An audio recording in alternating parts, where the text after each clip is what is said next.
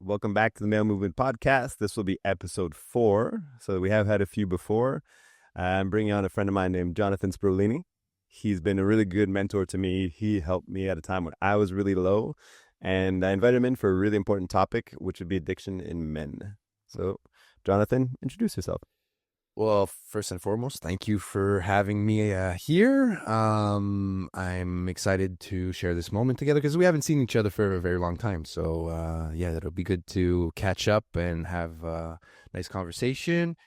And who am I? I am Jonathan Sbrollini. I am 38 years old, father of 2 boys, a 2-year-old and a 5-year-old, 2.5, actually. And my 5-year-old actually just started school this morning. It was his first day in elementary school, and the 2-year-old actually changed groups. Who am I? What I do? I am specialized in addiction counseling. I studied at the University of Montreal. I worked in rehabs, mostly with adult population, inpatient rehabs. And then I worked outpatient, and then I started working in high schools with youth, and that's what I've been doing for the past 10 years-ish, working in high schools, and we'll get into that later. There we go. Today, I am the co-director of a nonprofit called Camp Live, which is we do health promotion and prevention in high schools with teens from 12 to 17. And what else? I do a lot of jiu-jitsu. I'm really into jiu-jitsu now. Charo was supposed to come this afternoon, but he choked out. Yeah, you would have choked me out at a glass. Actually, yeah, if you would have came, you literally would have been choked out. Choked out last time super fast. So I was also a personal trainer for a while I was studying in mental health and addiction counseling. I was a personal trainer working in gyms during the day and then studying at night. And what else can I say? I'm into arts. I used to be a graffiti artist. I got tons of things to say. You got lots of stuff, that's for sure. So the first time me and you met, you were not the man you are now. That is for sure. I didn't have kids. You didn't have kids. It's a game changer. And from what I remember, you weren't clean yet. Yeah. Okay, you want to go that? That's the podcast there. Okay. So this might be entertaining, actually. It's going to be the entertaining one. I think it's important for a lot of people because we put ourselves in the public eye. And like you were saying before, a lot of people put themselves as this perfect product. Mm-hmm. I am not a perfect product. I am a product that is far from perfection and will probably never get there. But I'm always trying to improve. And that's what we're here for. So it's fun to have the conversations and show that, hey, we were a version of ourselves that we are not now. Sometimes I think people think they can't change. And it's really nice to see, hear people's stories of I was here and now I'm here. And I'm still working on my shit. I still got tons of things to work on all the time. Mm-hmm. But it's like the hero's journey. You did something amazing to get yourself here. Yeah, and I didn't do it alone, that's for sure. And yeah, a lot of people do feel stuck and not able to change. The idea of change itself is something that I like to dive deep into because I've seen from my own story, going through all the drama and tragedy and then, getting help and getting clean and then building a life that's extraordinary. It's got ups and downs, but in contrast to what it was, it's not even comparable. It's I say this sometimes to people, but I actually wrote in my personal diary in rehab because I went to rehab for 3 months 11 years ago. And I wrote in there the life that I wish for myself in the future in 10 years-ish. And that was an exercise that was very helpful, by the way, to do some journaling. And my life is exactly what I wrote in that personal journal. I still have it today. Obviously, I have a few journals and I go through them sometimes when I'm cleaning up my library. But my life is exactly what I hoped it was 11 years ago. And it's a nice feeling. It's a great story. So change is possible, and it's normal to feel stuck. It's very common in the world of addictions to feel stuck. The idea of being addicted to something is like turning around in circles and repeating the same behaviors over and over again, and just the chaos and the drama and all the hardships just accumulate, and we try to sweep them under a rug. At least that's what I was trying to do, try to ignore it as long as I can, but eventually it hits you like a tsunami and you can't avoid it anymore. I find that a good point.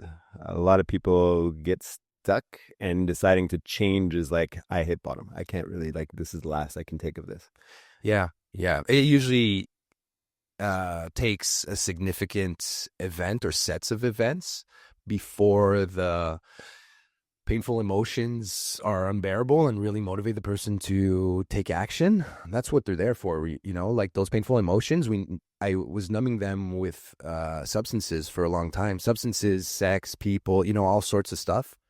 But eventually, like I said, the accumulation became unbearable for myself, and it really motivated me to accept the help that was around, because it was, for a while, people were suggesting like, yo, you need some help, you got to slow it down, and I knew it, but like I said, I was in this denial phase, and obviously using substances and young adulthood in my 20s, it's easy to get lulled into, this is actually, it's fun. There's pleasure associated to it. So it was easy for me to stick on to that denial for a while and just like surf through the fun times and ignore the painful times.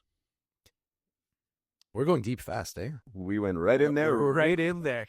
Should we rewind a bit? Slow it down. Like, okay. Yeah. But this is what it is. It's good. Okay. It's good that we show that we can go there. But we actually met during that time. We met during that time. And that was a fun time. It looked fun, right? When we met each other, we were going out to bars. You were working at the restaurant with an ex-girlfriend of mine, and we would go out, have shots, have drinks, and, that's what it looks like. Usually addiction, someone who's addicted to substances, you can't really tell because the person's having fun at the beginning stages, at least, the person's having fun. The person, depending on the personality, it's like, yo, he's just a party boy. He's just a fun person to be around with, and pretty extreme, yes, at times, but here's the thing too. It's not the partying. The partying's fun. When I'm there, it's an amazing thing. It's the next day. yeah, It's the when I'm alone, when I'm by myself, when I'm not with the people, like the social. I was a social alcoholic, I would say.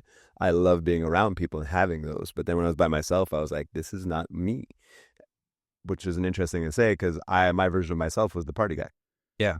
And then I had to figure out what I was. Yeah, I couldn't be alone, actually. I would have multiple partners all the time, even if I was in a relationship. I couldn't be alone. I would wake up in the morning and have someone in my bed, and like very rapidly, waking up very late, and then, going over my phone, seeing who's available, who's doing what. And I was working in restaurants like yourself, during that time. And so kind of that lifestyle. You go back to work, you have a few shots at work, maybe after your shift, and then you go out and you spend all your tip, and it's the same thing over and over again. Go back and repeat it, and it's accepted. Rinse and repeat.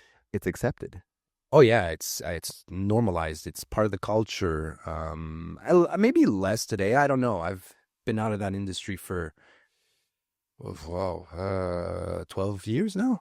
And I 13 think years. I do think there's like a change in perspectives. Like before, there was no way you can go out and not have a drink. Like that would be a no. But now you can go out. There's non-alcoholic beers. There's a few things coming around, so there might be a shift. Also, might be people were around more. Well, there's a lot of people here in Montreal in that community that are now sober too, in the restaurant business. There's the Joe Beef crew. There's also my friend Jesse Pompui, Pichai crew, Even Elena. There's a few people, without naming their names, but that are business owners, that are restaurant owners, and are clean. Even chefs, kitchen staff, waiters, waitresses. Like, a lot has changed. There's a lot more awareness around mental health in general, and when people are, caught slipping, people are less judgmental and more supportive. There's this caring approach. It's like, yo, you okay? Back then it was like, it was almost praised. It's like, yo, look at what Jonathan's doing. Holy shit, that's crazy. That would be like, yo, man, you need help? You okay? So yeah, I would hope. I'm thinking it's going that way. I feel it's go. Like I said, is it my circle that's getting that way? Is it what people we're spending time with?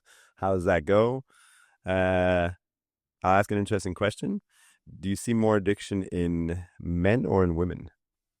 Well, view of it is kind of biased because my personality and profile has attracted more young men seeking support, into fitness, into sports, into, you know, a tendency of, more typically male-oriented activities, which I use a lot in the work that I did in counseling, was, going to the gym with clients, going for a workout and having a talk during we're doing a workout. And prior to that, I would actually have a formal sit-down with my laptop and take notes and everything and do the counseling stuff. But after that, we'd go to the gym, And I did work with a few women, but definitely more men. So my view is kind of biased towards it. But statistically, there's more men that are addicted to substances. Apparently, there's more men. These stats. In suicide rates, Yeah. there's definitely a tendency more men that are acting out. There's more men in homeless situations. So yeah. But who's getting more addicted? It's a tough question to answer because what is addiction? Are we talking about drugs? Are we talking about sex? Are we talking about codependency? Are we talking about shopping? Are we spending? Are we talking about serial dating? Are we talking about, what are we talking about? The realm of addiction is pretty wide. And I'm happy you're saying that because that's something that everybody who thinks addiction will go straight to drugs and alcohol, maybe sex, gambling. Those are certain things that'll be on the top of the I list. guess they're kind of overlooked. Gambling is it's pretty well established clinically. There's programs in therapy centers that are specifically aimed towards gambling. So gambling is definitely there. Cyber addiction, also now a few years ago. Substances forever. Alcohol even before. Porn has been there now for a while. Porn now is here it's been on the radar for a while. Yes. And spending and all those other behaviors, eating disorders. We call some behaviors addictions, but they're in other categories. If you look at eating disorders and stuff like that, they're similar traits to addictions, but they're in a different category in the dictionary for mental health. So in common language, we can definitely talk about addictions, but once we start getting really in depth in it, and you talk to someone who's experiencing it, we have to be sensitive to the language that we're using around those things. But for this podcast, let's give ourselves room to have nuances. Yeah, that, and it's also to bring awareness to all of it, right? Those nuances are nice, but it's also nice to have the conversation because I might not have been aware of certain things that we're talking about, and then it'll help somebody maybe be like, I can see that in a different light. Well, yeah, just on that, the real term for addiction to drugs is a substance use disorder. We don't use addiction. Okay, it's a substance use disorder. It has 10 different criterias that fit the diagnosis of substance use disorder. And guess how many criteria you need to actually qualify for a substance use disorder? There's on 10. 6. 2. Oh, you need 2. So if we actually evaluate everybody, there's a few people that would check that box. Now, okay, don't go all up in arms here. Like, yes, many people would qualify, but it doesn't necessarily necessitate clinical treatment when you have like a milder situation. So, for example, if you're abusing substances, like if you're getting wasted on weekends, it's problematic, but you're still functional during the week and you're still able to maintain a job, maybe maintain a relationship. Maybe that's jeopardized. Actually, that would be one of the criterias. okay. Is your the impact towards social relationships. And so maybe that's one of the criteria that would be jeopardized. If you're getting wasted on weekends, maybe you're cheating on your girlfriend. That's definitely, check that box. Yeah. And also probably having a hard time getting back to work on Monday or Tuesday. Maybe, you also said that you weren't going to drink this weekend and you're actually getting shit-faced. That's another box, lost control. So there's a few boxes that could be... Before we do this, we're going deep. No. We're good at this. This is what we like. Just so people can know, can you name off some of the boxes quick, or all 10? I'm guessing, knowing you can. You can name a lot of them. All the 10. You're putting me on the spot here. Top of your head was the best Top one. of my head. If there's any clinical therapists that are listening to this, I'm sorry if I missed some. He was more in managerial role for the past like 10 years. And we'll get into that, but there's loss of control. So control is linked to how much quantity and frequency are you using, and there's guidelines on healthy use of alcohol, for example. There's guidelines on caffeine. There's guidelines, which is a psychoactive substance. That also, we talked about addiction, not using that word. We're not supposed to use drugs either. We're talking about psychoactive substances, right? Gotcha. Which, if we talk about drugs, you're not thinking about your coffee in the morning. I would- Caffeine's a psychoactive substance, so it falls in the same category, which Charo made me this awesome coffee with mushrooms before. Not psilocybin. Certain things I'm not giving up on. Coffee, I'm going to stay with. Yeah, so that on that, I mean, I've been completely sober for 11 years, no drugs, no alcohol, but I've been drinking coffee profusely, which is a stimulant. I like to laugh. Yo, 2 kids? You think I'm not going to drink coffee? Yeah. Like, totally that. Holy. So those 10 boxes, loss of control, loss of time also. If, using substances is taking over, let's put a day on 24 hours. You're sleeping 8 hours. You have 16 hours left. You're working 7 hours off of those 16 hours. You got 9 hours left. 9 hours. Am I doing this calculation right? Yeah, sure. Yeah. I'm just like, yeah, okay. So leading into this, not leading into this, but what I mean by that is, you have X amount of hours per day. If your using is taking over most of those hours in the day and taking away from other activities, such as, doing some form of physical activity, socializing with my peers, having 3 healthy meals, getting my 8 hours plus of sleep that you're probably getting because you don't have kids. But you see what I'm getting at? Like, we have routines that are set during the day that keep us healthy and well-balanced. And if using substances is taking over that and disrupting it, it's creating dysfunction, well, that would also qualify as loss of time, loss of control. So I'm going to ask something here for me, because this is my personal struggle and opinion. I feel like and I'm working on this, I feel like my addiction is Netflix, other things. And I struggle because I'll be using it during the day on the hours that I feel like I could be doing other things. And then I look at my day and I'm like, okay, came home, I wasn't feeling good. So I ended up sitting in front of the screen for maybe 3 hours watching a full movie midday. And then I feel guilty about it after, because I was like, I could have been doing something else, but because something set me off in a way, Yeah. I ended up using it. So I'm just curious on that one. If it's an addiction? Or if it's Or is it a bad habit? It's a bad habit, I would say. Yeah, because is it actually really impacting negatively your life, like your health, your mental health, your social health, your physical health, which is also another criteria, Is it impacting your physical health? No. Probably not. You're 40? 46. 46. Look at this dude. It looks like he's 20. So definitely not, but so that's also a distinction, is it a bad habit or is it an actual disorder?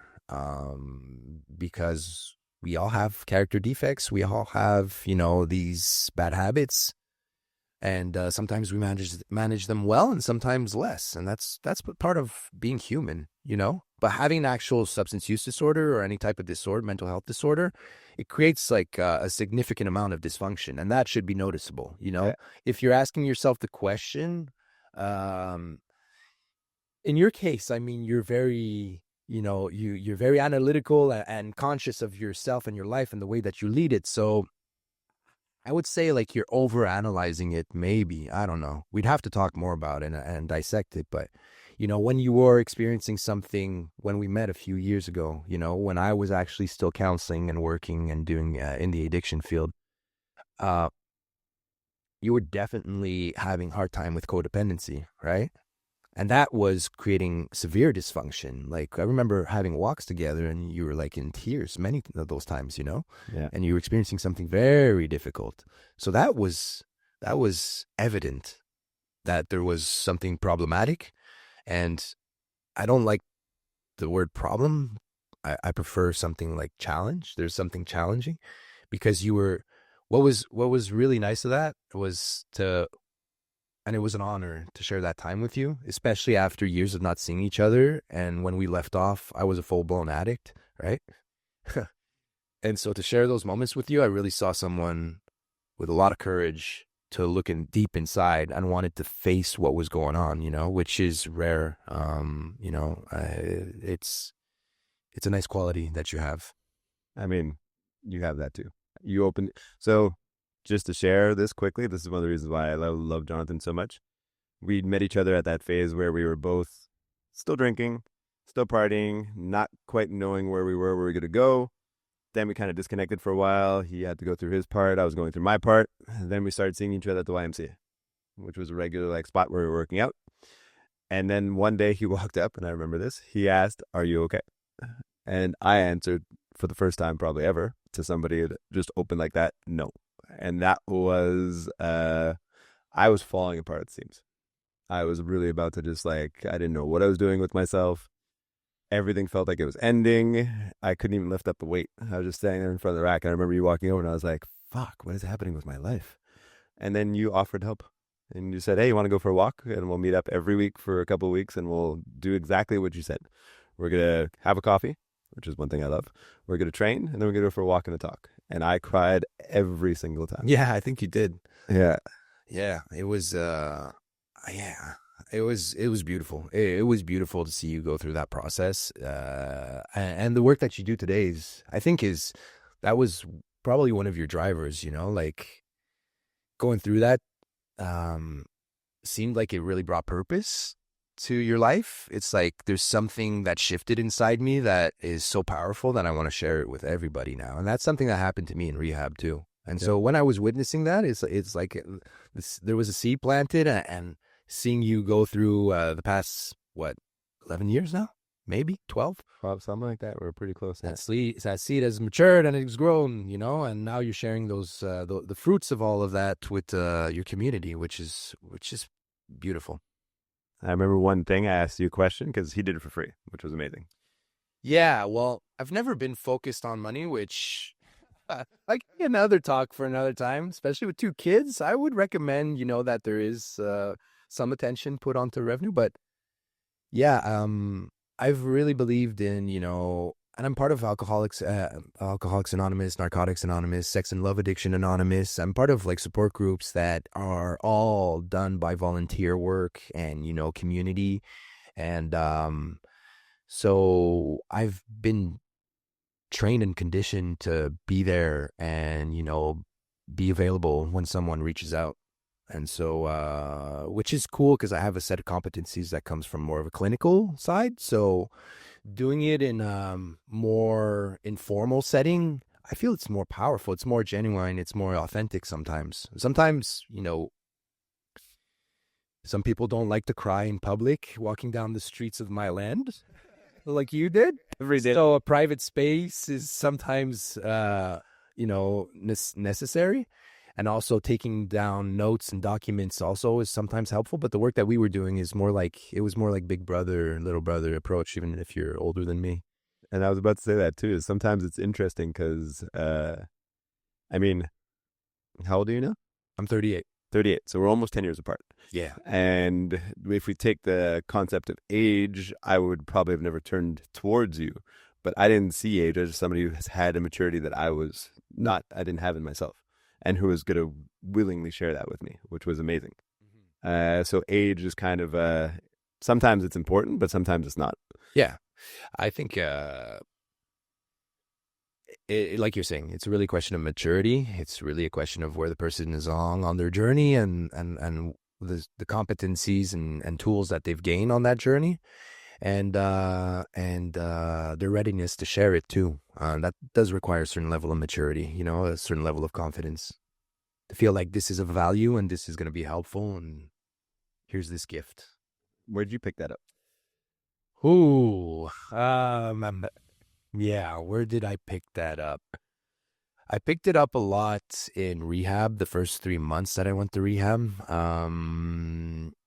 In rehab, you you basically get extracted from your environment and go to this space. For me, it was in this little farming community in the Eastern Townships, which was perfect. Probably 1,000 people living in that community. It was in an old nuns' convent. There was no air conditioning. It was really ghetto. It was really freaking ghetto. And I come from middle class. I've always like a pretty privileged life, I would say.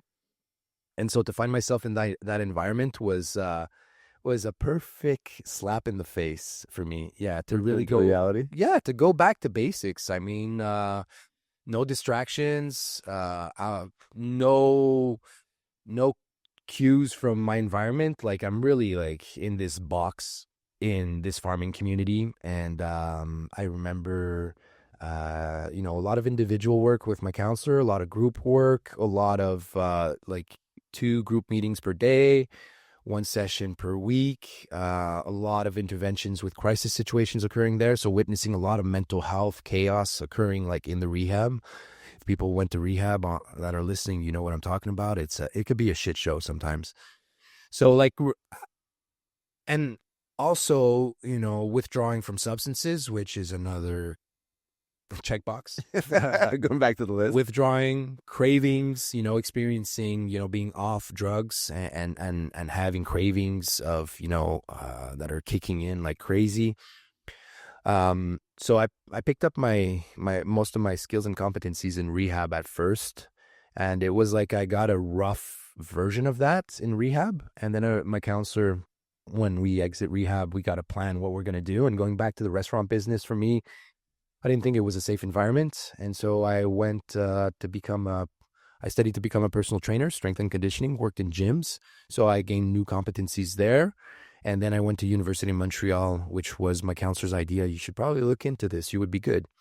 I was like, yeah, I think I could be good. And it's funny because restaurant and hotel industry, hospitality industry, there's a lot of human interactions. And so I think that also helped, in my set of competencies to have like that extroverted personality, to be interested in others. What are their needs? What are their desires? And how I can, sell something to them, influence them, motivate them to pick something that I would suggest that fits that. So there's like some parallels to be drawn there. But when I went to University of Montreal, that's when it started to sharpen my skills. And even more so when I finished my studies and I started working in rehabs. I wasn't even done studying and I was already recruited to start working in a rehab. Cool. So, yeah, because that industry is struggling, it's quite heavy and there's a lot of personnel cycles. And so I got recruited quickly, worked in inpatient clinical settings, having an office and my name tag and my desk and all that stuff. And then worked in outpatient and really gained a lot of skills, a lot of trainings, a lot of co-development with other professionals, psychologists, social workers, people that were trained in sexual addiction disorders, stuff like that. Things that were close to me, but outside of the box of what I learned. And yeah, I was just exposed. I was in a very big learning mode at the beginning. I was really, that was one of the gifts of getting clean, was becoming curious again, very curious. I went to university. I used to be the kid in the back, just disrupting class or, drawing graffiti in the back and like thinking of the joint I'm going to roll at lunchtime and texting my friends to plan it out. But going back after rehab to start studying, I was sitting in the front. I was asking questions, all kinds. During the lunch break, I would go to the teacher and ask questions. I would invite them for coffee outside of, I was like super high motivated, driven. I was like, I'm gonna give this my all, because when I was a party boy, and I would say party boy douchebag, to be precise, Subcategory. I was all into that, I was like all into, I don't give a F about anything, about anybody. I'm gonna do me. And I guess that's a skill that maybe my parents gave me. I don't know, but really like, fully committing and embracing things in life. And once I got clean, I was like, I'm going to fully give this everything I can. And it was also coming from deep pain and suffering from the actual addictions, you know? So that was a big motivating factor to chase this and to really build a life around it. Is I don't want to go back to that. Hell no. I don't want to be that person I used to be, you know? I don't know if that actually answered the question. It gives a lot of information, which is Yeah. nice. There's so much information that went through there fast. It's like, I got this. Nope, forgot the question. I'm like, oh, That's your coffee with the shrooms, man. Not psilocybin. no, just good ones. One good question I thought about there is when men are thinking about going to rehab, must be a fear in there. Oh, yeah. I mean, there's that leap of faith that's commonly the term used for that. It's like, yeah, I got to let go of everything that I know, and I got to trust that this is going to radically change all that pain that I'm experiencing. And that is freaking scary, man. That is super scary. But, and it doesn't have to be like I say pain and suffering, and those are terms that sometimes someone could hear and be like, okay, that picture, if I paint it, is me underneath a bridge, like injecting drugs and, you know, having skin diseases and my skin rotting off, the flesh rotting off my. No, I mean, like, feeling this distress, feeling this angst constantly, feeling this sadness, this lingering anger, you know, being angry at life, you know, not being able to achieve my goals, not being able, feeling to like stuck, like we were saying, you know. It's a really hard cycle, Yeah, and it's repeated daily. For when you're in it deep, like I was there for a long time, every day that was the same cycle. So every day I was depressed. Every day I'm fighting that challenge of, can I get out of here? Can I change this? And then all you want to do is go back to the party boy, because the party boy feels good yeah, for a little bit. for that. Well, for the night, Yeah, it'll soothe you for that couple hours until you wake up, and then you come back to, oh fuck, I'm back here again. yeah, yeah. But I think also our generation, we're less fortunate than the new generations in that sense. Kids today are being exposed to talks about mental health, all kinds, you know, like there's been a very big push in the past few years where mental health has been a top priority to, you know, start implementing different education strategies, workshops, programs in high schools, elementary schools, you know, public health strategies, all kinds of publicity, you know, different platforms on social media, et cetera, et cetera. Like, we didn't even have social media when we were teens, you know? We didn't have No, it was starting, actually. It was starting at the end of our teenagehood. not mine. I mean, Yeah, not your. It's true. You're a different generation. But you know, now what I'm trying to get at is I see young 20-year-olds that are catching it early. You know, it's like, yo, this is not normal. I want to stop and I'm not able to. And they're still, you know, functional in some ways. They're still going to university. Yes, they're probably not performing as well as they could. They're maybe in relationships or not, but there's some tensions. But again, that is normal. It's part of life to go through tensions in relationships. But they're able to catch it early on and catch the symptoms and be like, yo, I want to change. And so that's pretty impressive to me that, you know, young 20-year-olds are catching on to it. And I see it in the rooms too, the support groups like Narcotics Anonymous.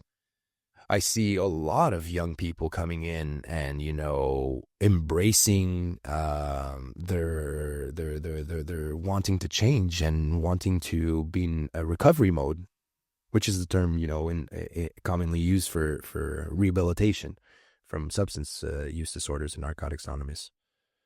so what are some of the signs a man can look and see to actually say, I need some help and I need some guidance in this direction? Well, yes, you're saying for men, and I understand because this is the audience, but it's for people, In you know, general. the same signs for people in general.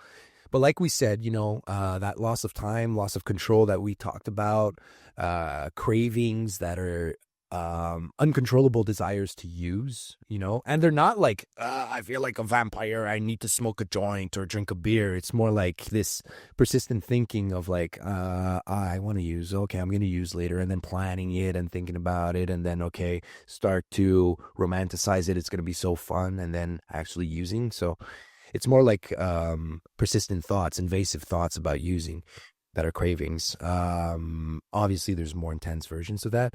withdrawal, impacts to social relationships, impacts to physical health. For example, alcohol and nicotine or cigarettes, nicotine products are detrimental for health. We know that, they have so many physical impacts on the body. So do other drugs, psychoactive substances have. Some of them more, some of them less. Impacts to mental health, impacts on legal situations, drinking and driving, for example, or smoking and driving too. Just being intoxicating behind the in your car driving is a no-no. That's an example of legal troubles that you can get. Fights, bar fights, situations like that. So everything that I'm listing right now, if there's situations that I am experiencing right now, well, I should probably go and talk to someone about it. Yeah. Yeah. And if that light bulb is going off in their head, well, yeah, that's even more so um A signal. yeah, a signal to seek some counseling, some guidance, some support, someone who's not knowledgeable in this area. This is a tough question now because I have a few friends. I still have a few friends that like to go out and abuse and are around a lot. How do you approach somebody when they're going through that without, can we approach them? Yeah, definitely. What's the good way to do that? Yeah. And this is for the male audience. There's that tough love angle that we like to think that could be helpful. That is rarely helpful. Let's frame this in a story. When I was the year before I went to rehab, I was living back at my mom's place with my stepdad, and it was very difficult time for them. Very, very difficult, and for me too. But they were getting the full wrath of my addiction. Like, I was coming in drunk, coming in with partners, coming in like not disobeying all the rules that we agreed upon for me to come back. And I'm 26, by the way, at that time. Coming in constantly intoxicated, sleeping in until 2, 4 in the afternoon, leaving before they come back from work and going to work. Anyway, so my mom, that's the context of that year before rehab. So you can imagine my stepdad and mom being a little bit irritated with my behaviors, right? And so we would get into a lot of conflicts, a lot of fights. And I was just so arrogant because I was feeling like crap and I was so shameful and guilty of what I was doing. But that denial was so strong, right? And so I didn't want to look at that piece. I was just like using arrogance and aggressivity to mask that and to protect it, And so that would build up. We would get into fights. My mom would scream at me. My stepdad would belittle me, insult me. And so that would escalate all the time. And so the first thing I would say is don't approach someone while they're intoxicated. That's definitely a strong suggestion there. The other piece is, using insults, using passive aggressivity or aggressivity is not usually helpful. It's normal that it occurs. It's normal. And it's sometimes important to get social cues like that. It's like, okay, that person's really angry because I really stepped overboard there, right? But there's ways of expressing anger in an assertive way, non-aggressive or passive-aggressive way. That's way more effective. And yes, emotion can transpire from that, but we got to be careful with the intensity because people experiencing substance use disorders or addictions in general are usually hypersensitive people. And so if you come off too strong, they're going to shut down. And they're not going to get the message that you're actually trying to give. So coming back to the story is my parents and I would get into fights all the time and it would escalate enormously. And at that time, my mom was seeking help. And this is important for people that are around people experiencing addictions like yourself, is to, ask those questions and get some support yourselves to see how you can approach these people you care about. It's a little bit the image of like putting the gas mask, not the oxygen mask before on the plane. If there's a crisis situation, you got to put the mask before you put it onto someone else. So it's a little bit like this. It's you got to get the tools and take care of your inner state before you actually try to put that care onto someone else. You know what I mean? Because you're going to agitate more. Yeah, because you're going to come off too strong. You're going to come off a little bit weird. You're going to come off a little bit passive aggressive. You're going to make them feel even more shameful and guilty, which you don't want to take away. You want them to feel shame and guilt, but from themselves to generate it, Yeah. not you projecting it onto them, which they already have a shit ton. So you're just like, it's going to be too much and they're going to shut down, which what I was doing. And that's why that denial was building so strongly is my parents were coming off too strong.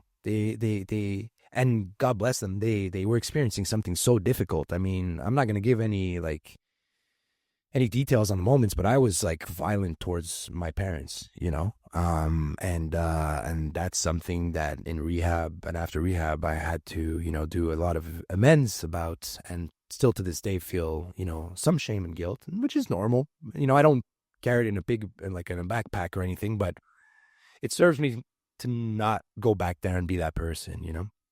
Which shame and guilt is definitely, you know, it's normal emotions. They're normal emotions. They're helpful. So, sorry. So many detours, eh? Sorry.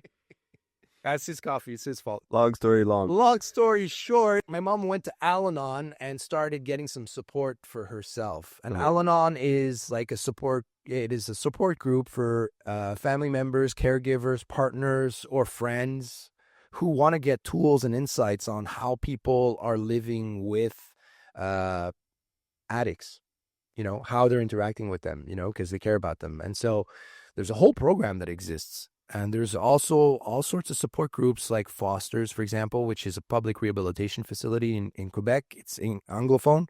So you can sign up to their Peak program, which is online. So go visit it on their website, and you can be part of a support group for parents and caregivers or friends and family of addicts. And so my mom was starting to go there. And the pivotal moment, and this is why I went to rehab, is I was going through something crazy, like psychosis mode, violent, aggressive. And I came back home, and my mom, since she was going to Al-Anon, something extraordinary happened to her. She started shifting her perspective, you know, because everything she was saying was coming from a place of love, but what was coming out was not aligned with that. And there's that alignment that happened. And that day, which is the 23rd February, 2013, I came home, and I'm going to jump over the story with my ex because it's a long one.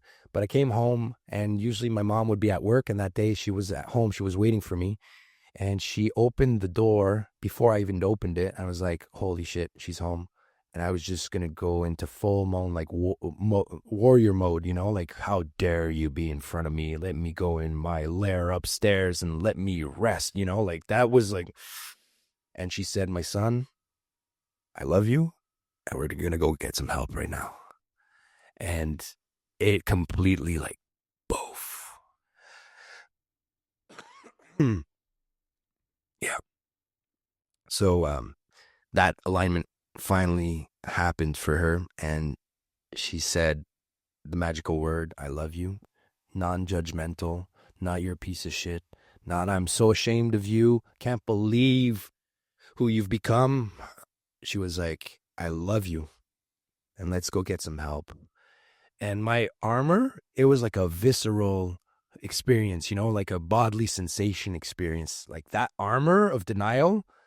Like I could almost see it. It completely shattered, like ice, like not melting, breaking, boom. And I felt my whole body, all the tension just dissipate in a flash second. And I just started crying like a baby, man. Oh my God. Oh, it was so relieving. Finally, she saw me. She saw her little boy that was hurting for so many years and couldn't say it. And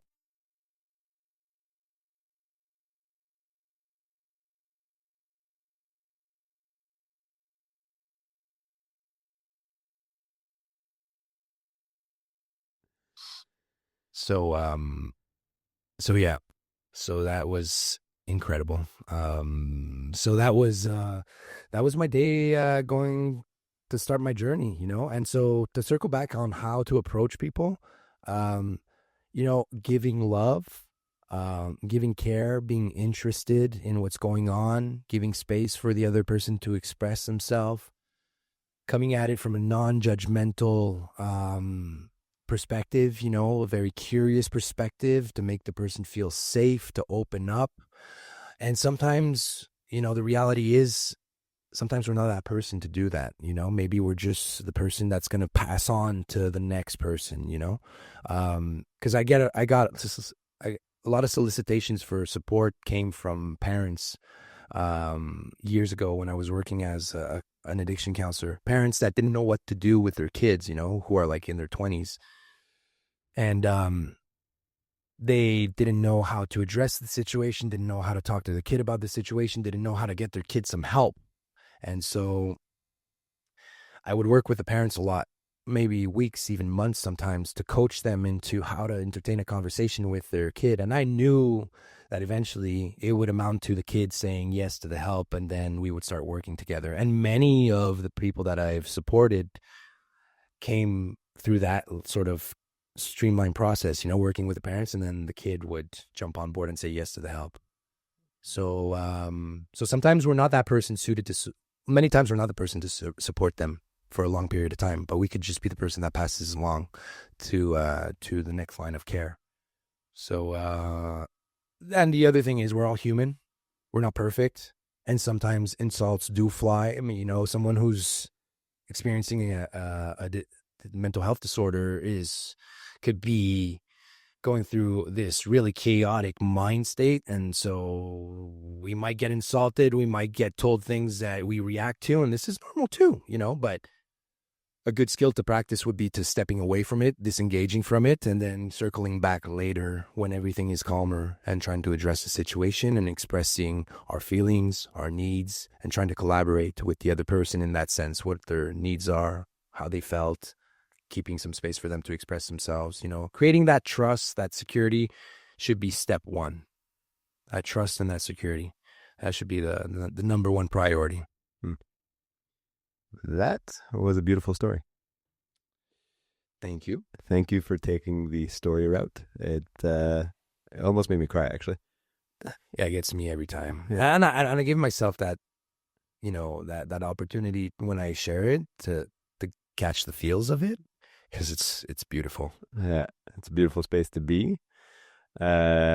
I'm sure that story will help a lot of people understand that point of view and how to get there, because I know a lot of people who have partners that are struggling, who have children that are struggling. I have friends that I want to have a conversation with. Yeah. And I'm like, okay, it's a good reminder even to me who has tools to be like, okay, that's the reminder I'm looking for on how to approach that subject. And you shouldn't shy away from having a conversation. Like, you see it, you name it. The more cues the person can get on their situation, because you know what it is when you're in party boy douchebag mode, you're not looking at the impacts of your behaviors. You don't care. You're just trying to have a good time, but you're hurting a lot of people.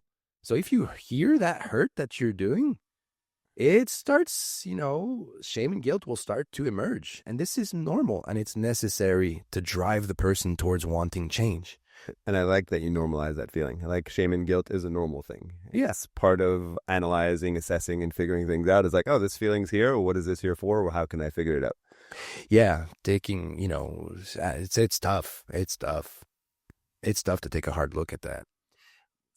But it's tough to take a hard look at yourself. Yeah. And in there, when you said you're hurting a lot of people, the amount of damage we do to ourselves through that whole period is disastrous. Ultimately, that's the biggest part, is like, I'm still in that process of forgiving myself, what I did, to that little Jonathan, who was this innocent young kid who was into sports, super athletic, had all these things going for him, and then chose a path where got trapped into, substances and pleasure-seeking behaviors from 12 to 26, 14 years of that.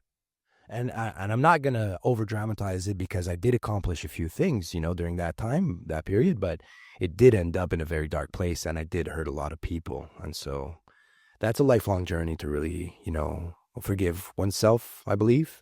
And it's a continual process too, because there's good days and there's bad days. It's just the ups and downs of self-esteem, I guess, Yeah, and it's hopefully more people can find a way to access that journey earlier, so you can rest at peace. Because the earlier you start, you can. I find the best way I've been able to come at peace is to do these things. I'm changing. I'm helping. I'm accomplishing something that makes me feel like whatever happened before is giving me a purpose now, and I get to help the world because of that. Mm-hmm. Yeah, for sure. Yeah. And also one important thing is, if, you know, I would say one important thing with addictions is the whole idea of cycles, right? And the importance of having healthy habits afterwards. And so that's something that sometimes I see that could be tricky to navigate, because a lot of people that I've met have a good set of healthy habits, but are still super dysfunctional in some areas of their life, and it becomes obvious that using substances is the root of that problem. So um, I want to emphasize on the fact that you don't have to be completely dysfunctional to have a substance use disorder, and it shouldn't be taken lightly. If you do have that disorder, you should address it full throttle, because the benefits of it are incredible. Incredible. Like, you will build yourself a life that is beyond what you think is possible for yourself. And there's many examples of this, many examples, time and time again. People who quit using build this extraordinary life for themselves, and mostly become this extraordinary human being that cares about others and wants to do good in the world. But it's all in there. You touched something that was kind of important, and I resonate with that too. Is where I find very emotional humans, the ones that we have such big hearts. The people I've run into who have substance abuses, and we're masking that part of ourselves with the substances, so we don't get to show that to everybody the way we actually want to, because we're so afraid to be like, this is me, here's my heart, here's everything I have. But when you put the alcohol away and you start opening up, or whatever the abuse was, and you start opening up, people start accepting you for who you are. Mm-hmm. And then you start exploding. You become this big, bright human, and everybody's like, and it's funny because a lot of people have told me, I saw it in you, but you just wouldn't get there. Mm-hmm. So it's an interesting place to be. Yeah, for sure. Wait, I had something. The coffee's wearing out. So what I wanted to get to, I forgot it. It'll come back. Ask me a question. Gotcha. So we'll respect your time. I'll give you a little 5-10 minutes to close out on this. Sure. I do like one thing when we talked about your approach to outpatient, because you created your program type of setting after, and you really approach like a physical part first. Yeah. I mean, very rapidly in rehab, those who adopted healthy lifestyles, like doing physical activity every day, doing some form of mindfulness, being attentive to healthy eating, which is tough in rehab because you have a set menu. But I got a kitchen role. That's the trick in rehab. You got to work in the kitchen. And so those who adopted healthy lifestyles, like a holistic way, were definitely had an advantage over those who were chain smoking all day and drinking coffee and eating sugar all day, and then doing all this therapeutic work and going into all their deep rooted traumas. And, I don't have to explain more on that. I'm sure your audience is super knowledgeable of why that's important, right? And so the two only people who are doing that is me and my roommate in rehab. Okay. And 2 out of 36 actually achieved long-term sobriety, and I'm the only one left now today out of those 36 people. And unfortunately, in the realm of addiction, some people actually passed away, relapsed and overdosed and passed away. So physical health was obvious for me that it was super important, and I was blessed that at a young age I was introduced to sports. I was very athletic. I was good genes. I had like a gifted qualities to perform at high levels in many sports. And so when I went to rehab, I really got into like training. And there's long times where you don't have much to do. And a cool story or funny story is, in rehab there was no gym. what there was is a bunch of weights in this broken down shed in the back. Remember, it's a nun's convent, right? In this little farming community. Yeah. There's cat piss and toilet paper and people sneeze, like tissues everywhere. It's nasty. And it's February when I go there, right? So there's snow like all around it, like 3 feet of snow. And so like I do this path, like walking. And so I do this little path for me and my roommate. And we're going there, waking up at 6 a.m, training like animals, and then having breakfast. And everybody's like, who the hell are these guys? And then slowly but surely, other patients would start catching on and coming with us. And so I saw there was also a community aspect to all this physical stuff. So when I got out of rehab, I was like, yo, I want to pursue this. And so I became a personal trainer, and I needed a source of income too, so that it made sense. But then I was studying at night in addiction counseling. So I was seeing like mental health at night, and daytime I would work in the gym with clients, right? And also the studies that led to that. So I was like, yo, there's synergy here, and nobody's talking about it in rehab. Just me and my roommate were like fully obsessed with like fitness, nutrition, mindfulness, blah, blah, blah. And I was at University of Montreal, and nobody was talking about it. And I was gaining counseling skills and coaching clients during the day. And clients were like starting to open up about their stuff to me. And I was like talking about addictions with them. And I was like, well, nobody else is talking about mental health with their clients in the gym. And so I was like, yo, there's something here. And so that led to me, building a sort of approach in my clinical practice as an addiction counselor. And it worked really well.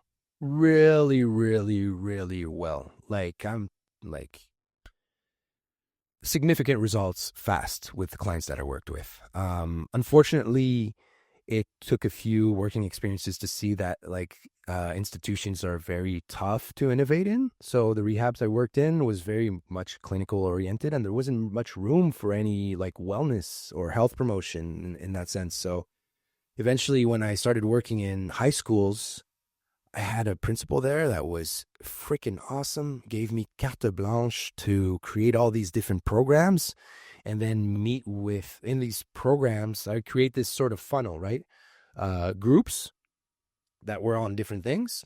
Some of them were fitness, some of them were running, some of them were meditation, some of them were visual arts. And then in these groups, I would, get closer to some of the kids, and they'd start opening up. And then I'd work with smaller groups, which would be specifically targeting, for example, using drugs. We're going to talk about it in a smaller setting. We're not going to put anybody in there. We're going to put the people that it's a targeted intervention, targeted prevention, actually.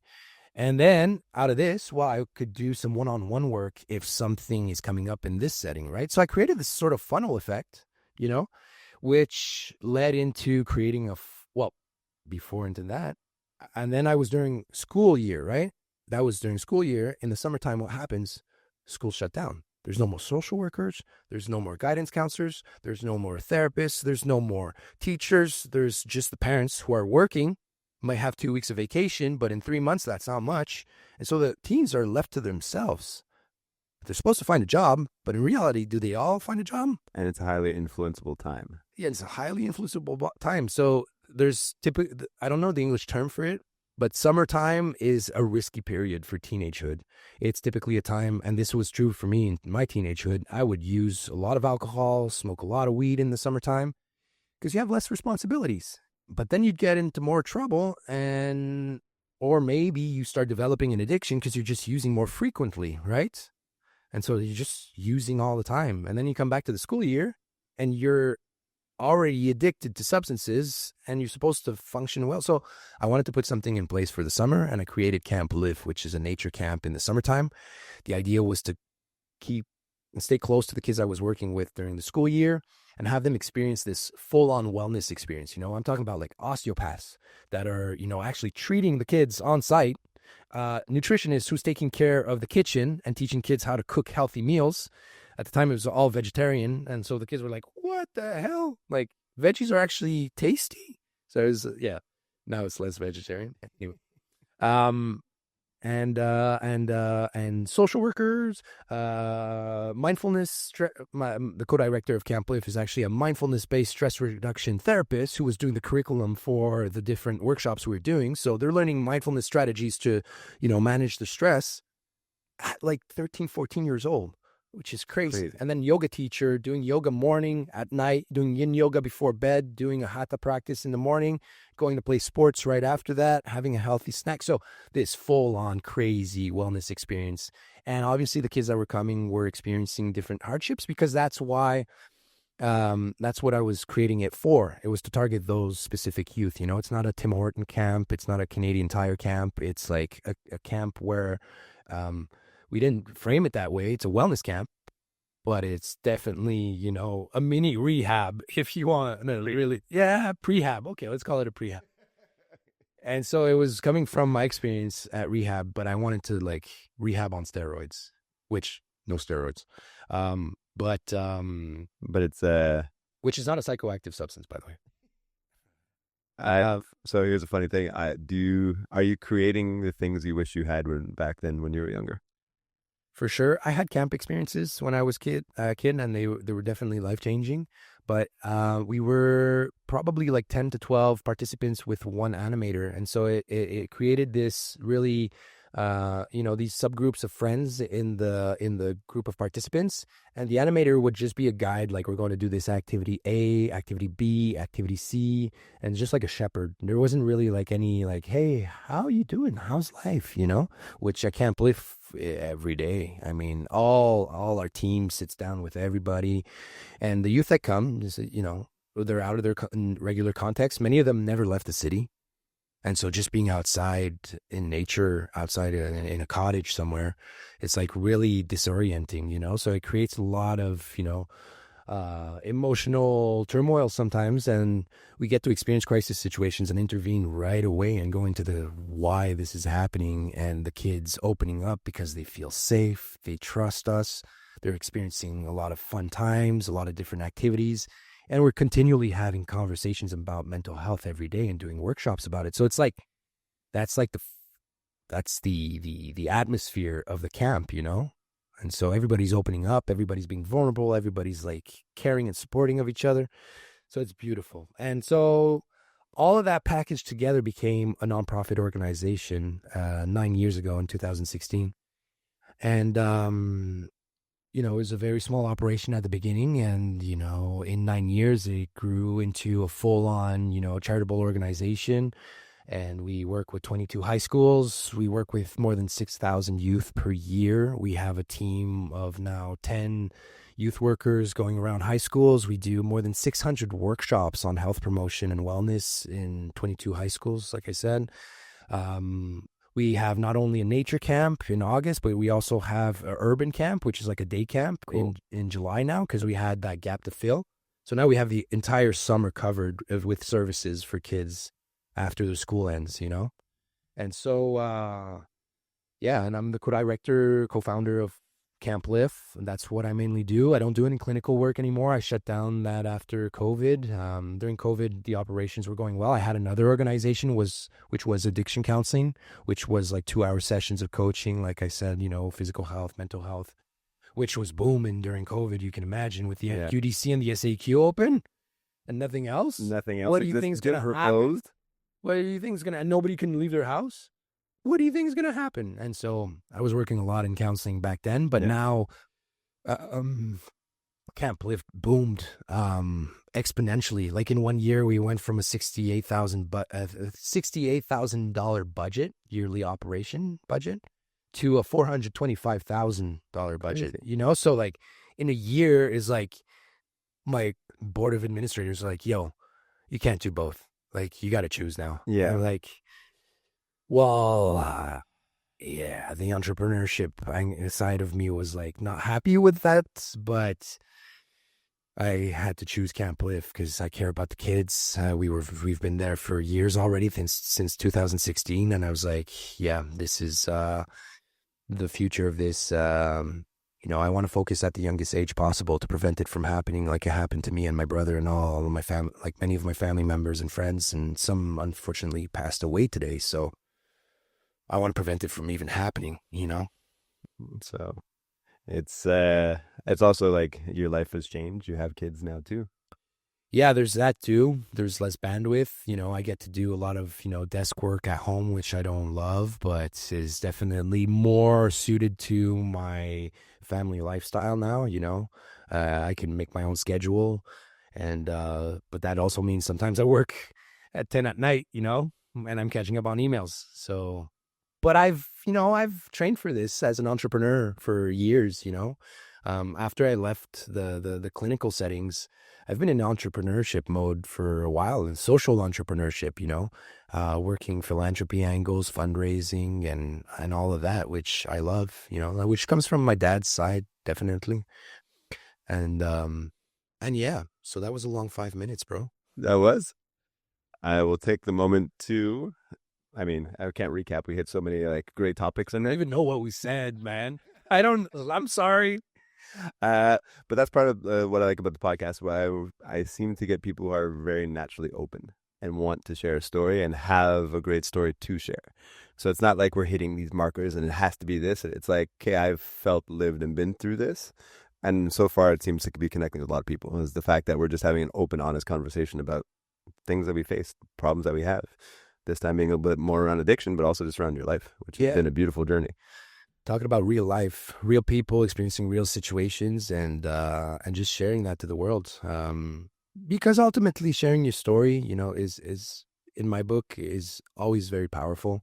Um, having role models of people going through hardships and how they dealt with it opens new perspectives, new ways of looking at life.